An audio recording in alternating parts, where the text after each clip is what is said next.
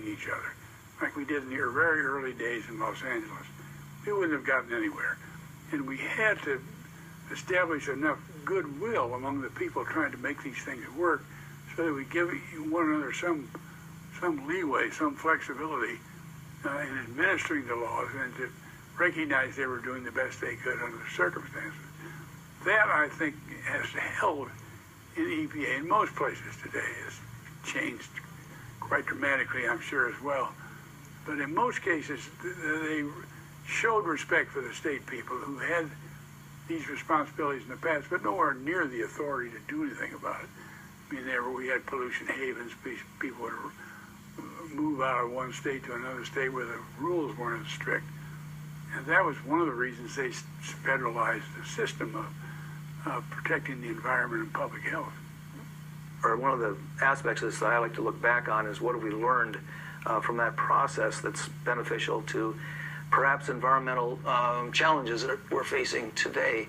And I look back at some of the early responses to the scientific community's recognition, clear recognition, unanimous recognition of the importance of the ozone precursors to the formation of ozone, and the health community's unanimous position that the health effects of ozone and the other criteria pollutants were really quite dramatic. We're not talking simply about people wheezing, we're not simply talking about people having eyes running, we're talking about people actually dying of aggravated asthma.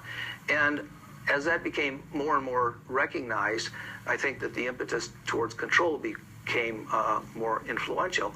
But there's initial early on portions of that where people were saying, I don't believe that there are health effects. I don't believe that smog is caused by cars.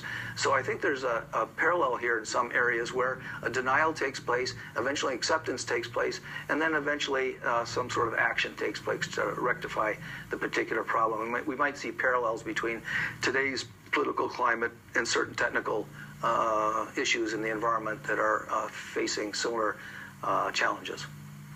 The probably largest and most significant is global climate. And that clearly falls in this category of scientific information being very clear about the direction that we need to take, and certainly the problem that needs to be addressed.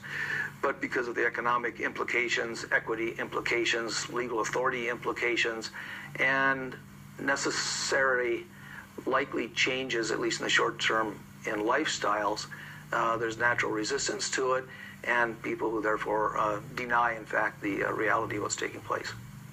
I think that moving in the direction of setting very strong environmental standards and then allowing for technology to be developed that will meet those standards is often called technology forcing, because the technology to meet the standards may not exist in a commercial sense at the time you set the standards. But if you set the standards based on what the environment needs, what public health demands, and then set a deadline and make it clear that you intend to enforce it, it brings out the creativity in industry, and in fact, inventions come to the fore, or the inventions that were already there get funded, companies get formed, people find a way to make money or save money doing whatever needs to be done, and you get the environmental progress that is needed as a result of these stepwise progressions forward. That same lesson is applicable on a global scale to the problem of global climate change, but not quite as simply, because of course you have some countries that are major emitters and have been a source of the problem for years, and others that are at the opposite end of the spectrum and are really just beginning to develop and need to develop to improve the lives of their people.